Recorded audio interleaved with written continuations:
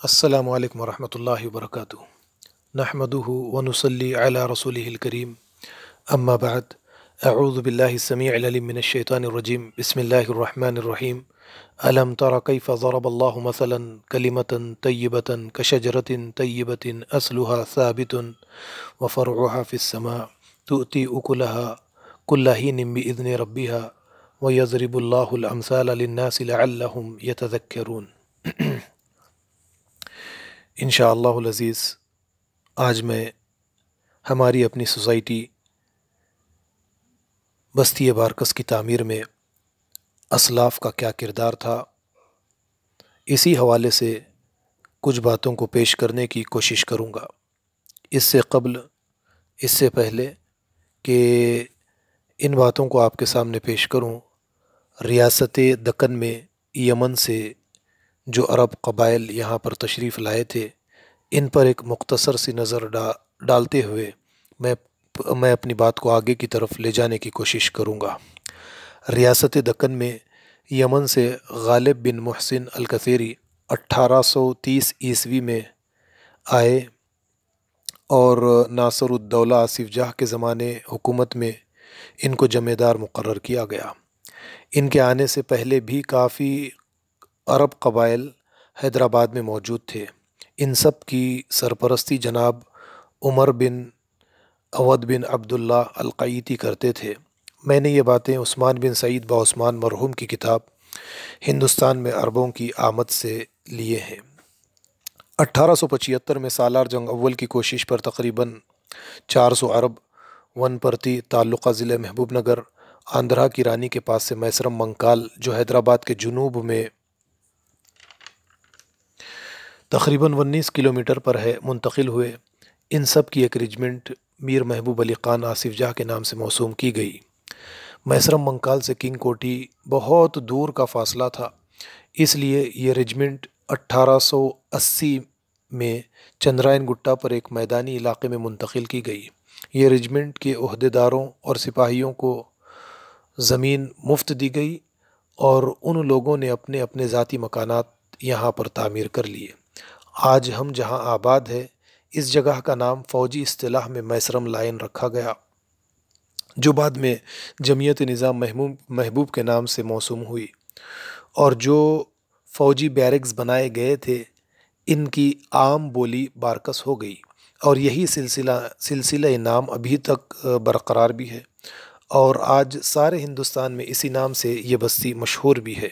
आइए अब मैं असल मौजू की तरफ, असल मुद्दे की तरफ, जो आप लोगों के सामने पेश करना है, इसकी तरफ आप लोगों को लिए चलता हूँ।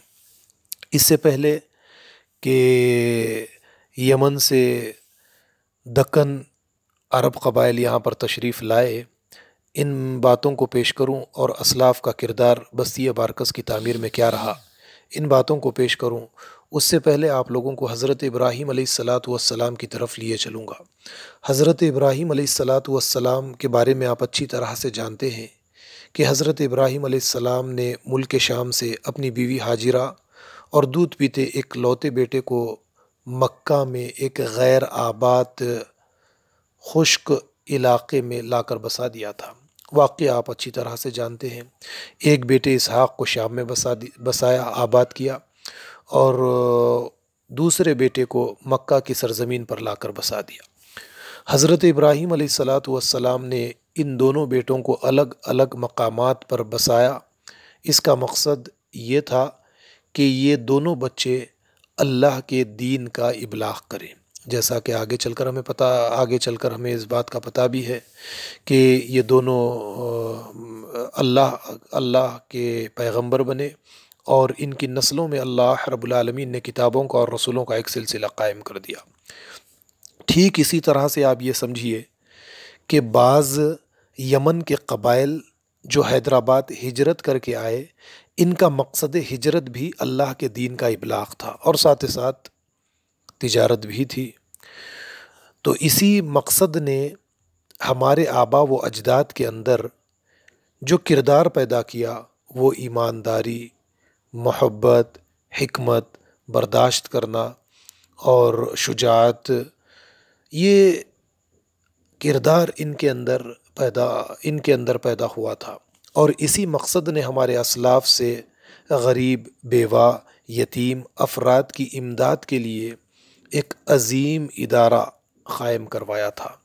جیسا کہ میں نے اپنے بڑوں سے یہ بات سنی ہے کہ کسی کے انتقال کے بعد تدفین کا مسئلہ پیش آیا، تو اسی مسئلے کو سامنے رکھ کر تنظیم سبیل الخیر کے نام سے ہماری اپنی بستی بارکس میں ایک ادارہ قائم کیا گیا، جس کی بنیاد رکھی گئی شاید 1952 یا 1953 میں اس کی بنیاد رکھی گئی تھی، اور آج یہ ہماری سوسائٹی کا سب سے قیمتی اثاثہ ہے، جس کی تعمیر 1 آنا یا 2 آنا سے جس کی شروعات ہوئی تھی۔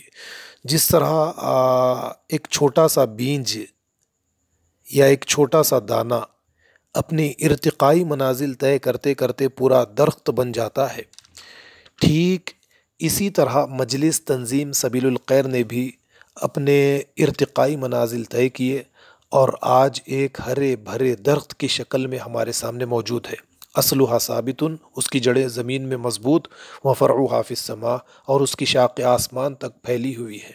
تؤتی اکلھا باذن ربھا، جو ہر وقت اپنا پھل لاتا ہے۔ یہی کیفیت آج تنظیم مجلس سبیل الخیر کی ہو چکی ہے۔ مجلس تنظیم سبیل الخیر کی تعمیر ہمارے اسلاف نے نیک نیت سے کی، اور اس کی تعمیر میں کلیدی کردار شیخ صالح بن سالم باحتاب مرحوم رحمۃ اللہ علیہ، اور اسی طرح ہماری بستی کے دوسرے افراد نے بھی اس میں کردار ادا کیا، اور جن لوگوں نے اس ادارے کو قائم کرنے کے لیے کوششیں کی ہے، آپ غور کیجئے کہ یہ تو دنیا سے چلے گئے، اور دنیا سے جا کر ان کے کئی سال بھی ہو چکے، لیکن آج بھی ہزاروں افراد آپ کے اس وقت کے اس کارنامے کو یاد کرتے ہیں، آپ کی فکر سے آپ کی کوششوں سے فائدہ حاصل کر رہے ہیں، اور جیسا کہ قیامت کے آخری دن تک اس ادارے سے لوگ فائدہ حاصل کرتے چلے جائیں گے۔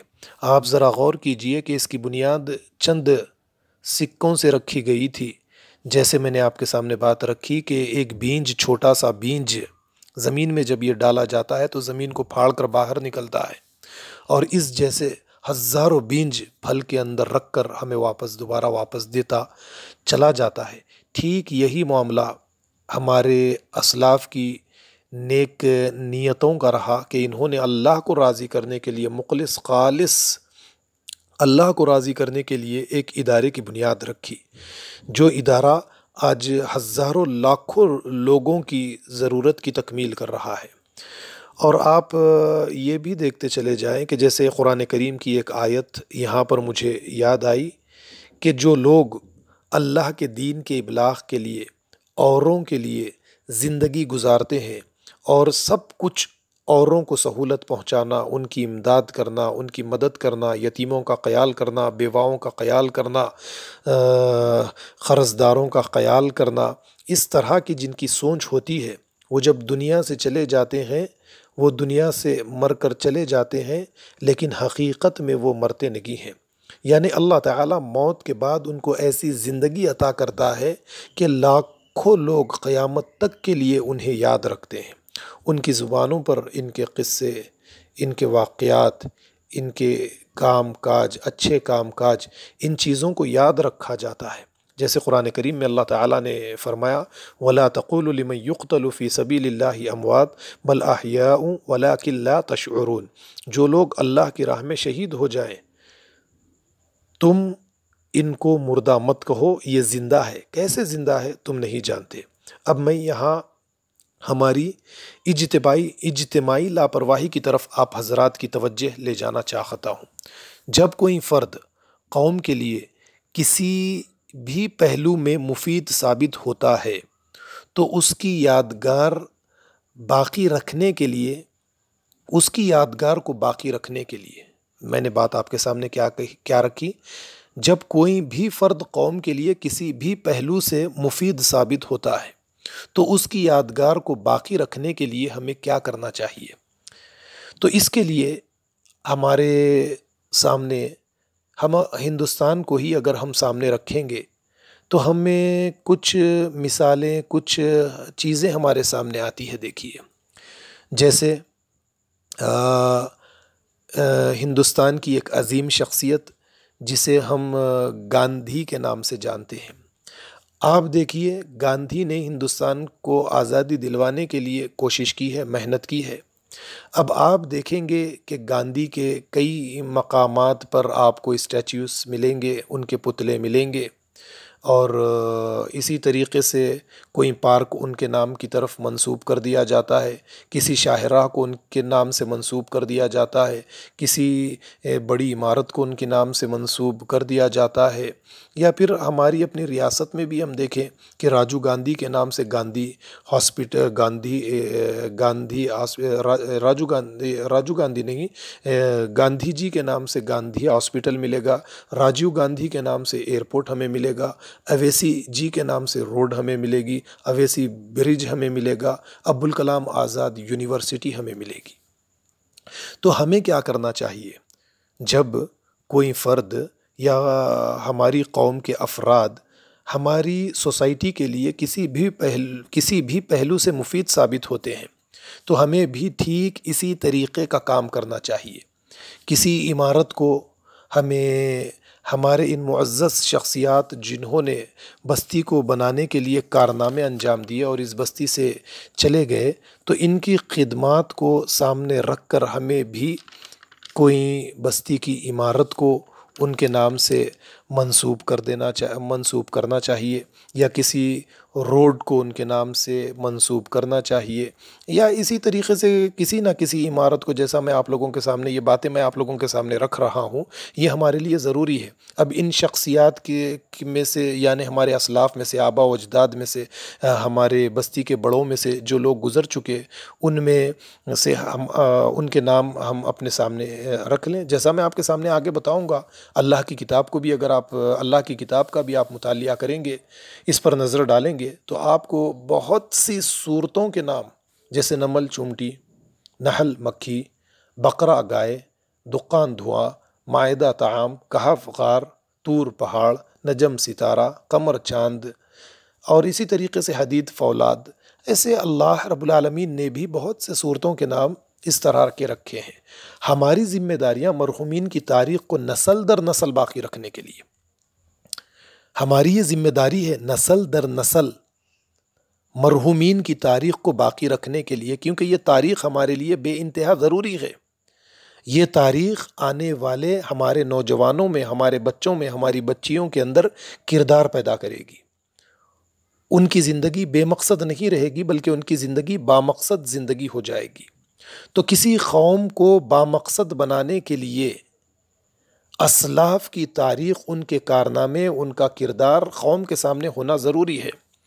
اور قوم کے سامنے ان کے کردار کو پیش کرنے کے لیے، جیسے میں نے آپ کے سامنے باتیں رکھی کہ کسی عمارت کو شیخ صالح بن سالم بہتاب کے نام سے منسوب کیا جائے، یا پھر اسی طریقے سے ہماری دوسری شخصیات ہے، جیسے سعید باحمد مرحوم سابقہ کونسلر، ابو بکر بامغداد مرحوم سابقہ کونسلر، یا پھر اسی طریقے سے تراب خان مرحوم، اکبر شاہ مرحوم، یا اسی طریقے سے چاند باکوبند مرحوم. ان لوگوں کی کئی خدمات ہیں بستی کی تعمیر کے لیے، اور بہت سارے افراد ہیں جن کے نام مجھے یاد نہیں آ رہے ہیں، لیکن جن کے نام مجھے یاد نہیں، کسی کے نام مجھے یاد نہیں ہے تو میں ان سے معافی چاہتا ہوں. لیکن جن کے نام مجھے یاد آئے، یہاں پر یاد آئے، میں ان کے نام لے رہا ہوں.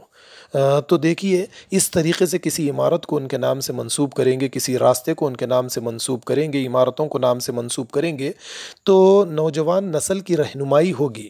یہ بھی مفاد عامہ کے لیے، سوسائٹی کو فائدہ پہنچانے کے لیے یہ بھی کردار ادا کریں گے، سوسائٹی سے جڑیں گے، تعمیری کاموں میں حصے دار بنیں گے. یہ ہمارا عمل نوجوان نسل کو تقریبی کاموں سے دور رکھے گا، تعمیری کاموں میں جوڑے گا، جس کے ذریعے سے ہم اچھے نوجوان پیدا کریں گے. ان نوجوانوں سے ہم فائدہ حاصل کریں گے. ان کی صلاحیتیں تعمیری کام کاج کے لیے استعمال جب ہوں گی تو قوم کو، سوسائٹی کو فائدہ ہوگا. ان کی صلاحیت تقریبی کام کاج کے لیے آج کل استعمال ہو رہی ہے، جس کی وجہ سے قوم کو کوئی فائدہ حاصل نہیں ہو رہا ہے۔ اب ہمیں ہمیں یہ بھی سمجھنا پڑے گا کہ اللہ کے قانون مکافات عمل سے ہر انسان کو وہی ملتا ہے جو وہ کرتا ہے، جس کے لیے وہ کوشش کرتا ہے۔ اگر وہ کانٹوں کا بیج بوئے گا تو کانٹے پائے گا، پھل کے بیج بوئے گا پھل پائے گا، یعنی جیسی کرنی ویسی بھرنی۔ یہاں پر میں قرآن کریم سورہ رعد کی آیت نمبر 17 پیش کر رہا ہوں، دیکھیے اللہ تعالیٰ نے فرمایا وَأَمَّا مَا يَنْفَعُ النَّاسَ فَيَمْكُثُ فِي الْأَرْضِ، زمین میں صرف اسی کو باقی رکھا جاتا ہے جو لوگوں کو فائدہ پہنچاتا ہے، زمین میں صرف اسی کو باقی رکھا جاتا ہے جو لوگوں کو فائدہ پہنچاتا ہے۔ تو معاشرے کے حوالے سے ہماری ذمہ داریاں کیا ہیں؟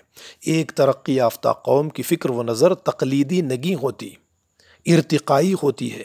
دن بدن ان کی سوچ اور فکر میں ترقی ہوتی ہے۔ جس طرح سمندر کے پانی کی زندگی روانی میں ہے، جمود، یعنی اگر پانی ایک جگہ جمع ہو جائے تو وہ بدبودار اور گندا ہو جاتا ہے، یہی کیفیت آج ہماری ہو چکی ہے۔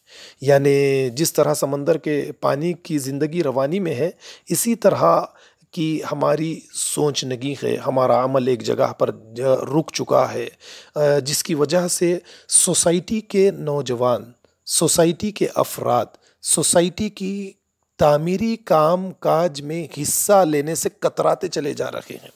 ان کو اس بات کا شعور بھی نہیں ہے کہ ایک سوسائٹی میں زندگی گزارنے کے بعد میں ہمارا کیا کردار ہونا چاہیے، سوسائٹی کے حوالے سے، غریبوں کے حوالے سے، یتیموں کے حوالے سے، بیواؤں کے حوالے سے، غریب مقروض لوگوں کے حوالے سے ہماری ذمہ داریاں سوسائٹی کے حوالے سے کیا ہے، اس کا شعور بھی قوم کو نہیں ہے آج۔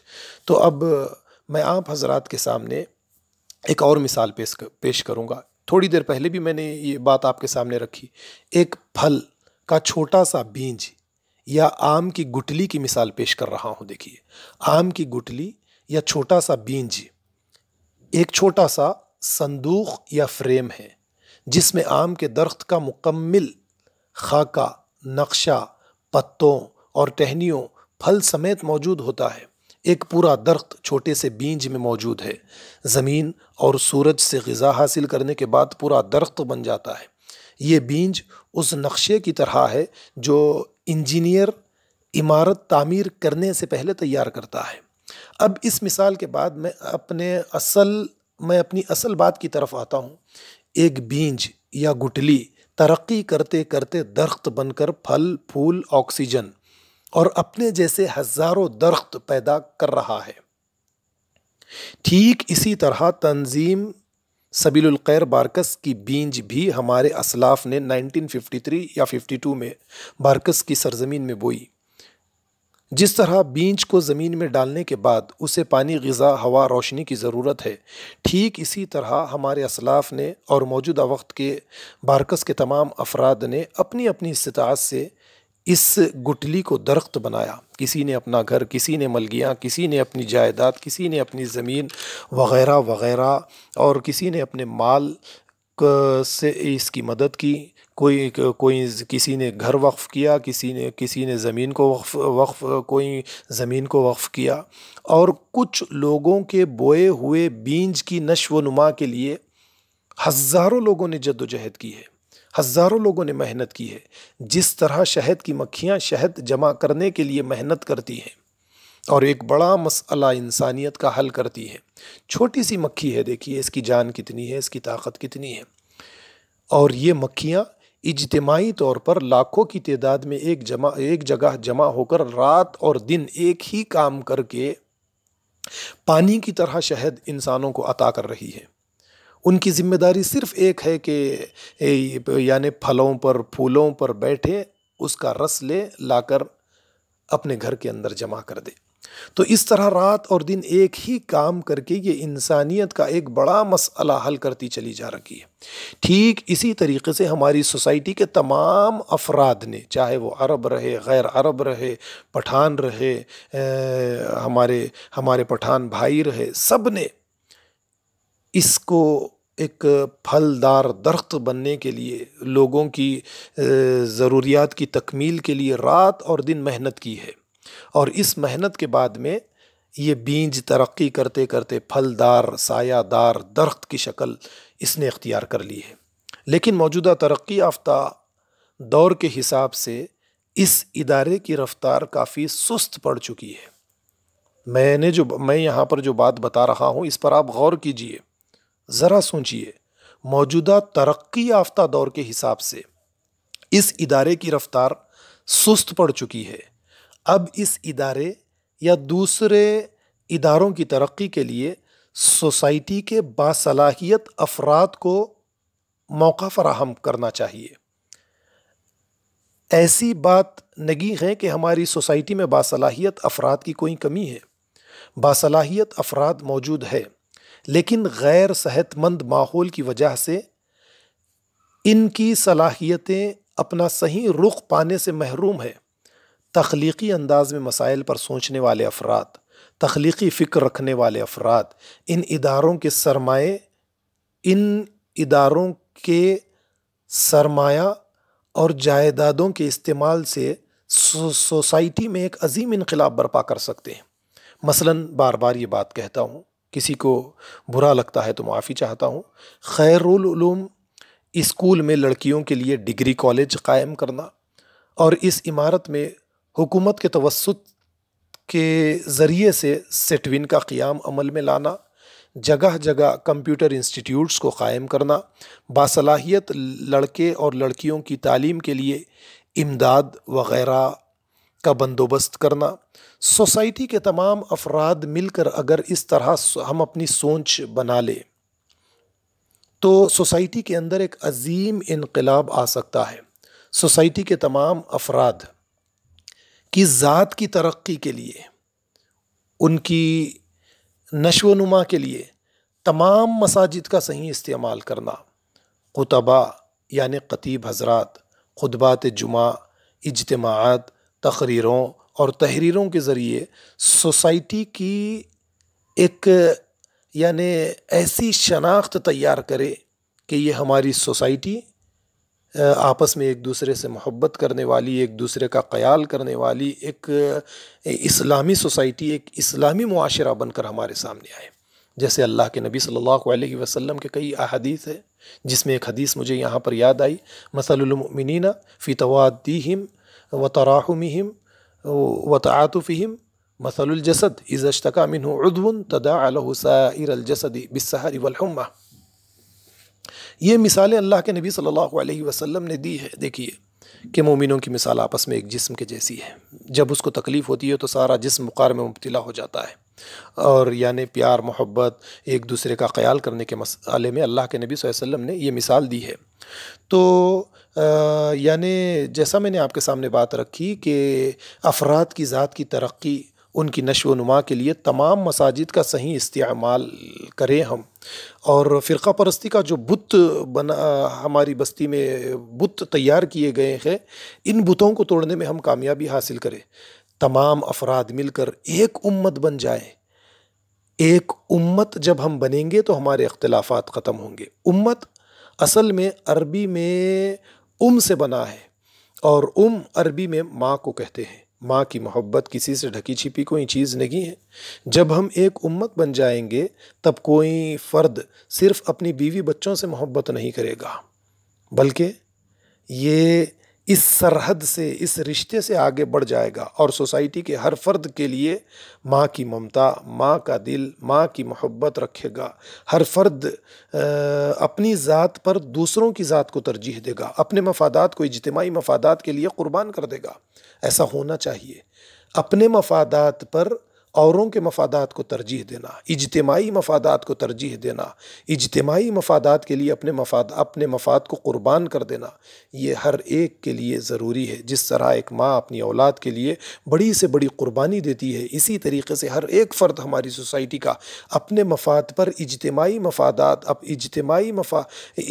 مفادات کو آگے رکھے، اپنے مفاد کی قربانی دے اجتماعی مفادات کے لیے۔ قرآن کریم کی ایک آیت یہاں پر مجھے یاد آئی، اللہ تعالیٰ فرماتے ہیں وَيُؤْثِرُونَ عَلَىٰ أَنفُسِهِمْ وَلَوْ كَانَ بِهِمْ خَصَاصَةٌ، کہ یہ خود بھوکے رہ کر ان کو کسی چیز کی ضرورت ہوتی ہے، لیکن جب کوئی اور ضرورت مند، یعنی اہل ایمان کے یہاں پر کوئی اور ضرورت مند آ جاتا ہے تو یہ اپنے آپ پر دوسروں کو ترجیح دیتے ہیں۔ یہ سورہ حشر کی آیت میں نے آپ کے سامنے رکھی ہے۔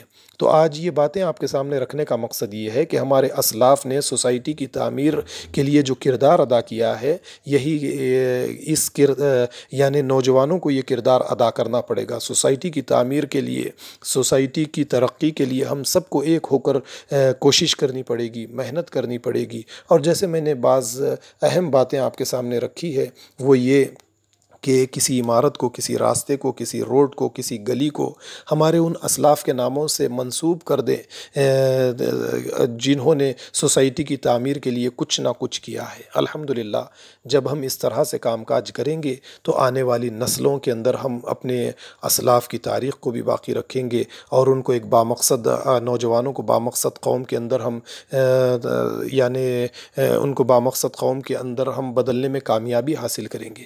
یہ کرنا ہمارے لیے بے انتہا ضروری ہے۔ میں پہلے تو جو افراد بھی میری ان باتوں کو سنیں گے، اگر اس میں مجھ سے کوئی کوتاہی ہو جائے، غلطی ہو جائے، تو میں ان سب سے معافی بھی چاہتا ہوں، کیونکہ یہ باتیں مجھے یاد آئی اور میں نے ارادہ بہت پہلے کیا تھا کہ اسلاف کا، سوسائٹی کی تعمیر میں اسلاف کا کیا کردار ہے، اس کو ہر سال ہم بستی بارکس کے اندر منائیں گے اور ان لوگوں کو یاد کریں گے، ان کے واقعات کو دہرائیں گے، ان کی تاریخ کو دہرائیں گے قوم کے سامنے، نوجوانوں کے سامنے، تاکہ ہماری قوم ایک بامقصد قوم بن سکے، بے مقصد نہ رہے۔ تو اس میں تو ہمیں کامیابی نہیں ملی، لوگوں نے کوئی انٹرسٹ نہیں دکھایا، تو میں نے سوچا کہ اسی حسب استطاعت، جو بھی میری استطاعت ہے، جو بھی میری طاقت ہے، جو بھی ذرائع مجھ کو ملتے ہیں یہ باتیں آپ تک پہنچانے کے، میں ان تمام ذرائع کا استعمال کروں گا۔ تو سوشل میڈیا سے زیادہ بہترین ذریعہ تو کوئی اور نہیں ہے، تو میں نے بہتر سمجھا کہ اسی ذریعے سے آپ لوگوں تک میری آواز کو پہنچاؤں۔ میں اللہ سے دعا کرتا ہوں کہ جو کچھ بھی کہا گیا ہے اللہ تعالی ہمیں سے سمجھنے والا، دوسروں کو سمجھانے والا بنائے۔ وآخر الدعوانا ان الحمد للہ رب العالمین، والسلام علیکم ورحمۃ اللہ وبرکاتہ۔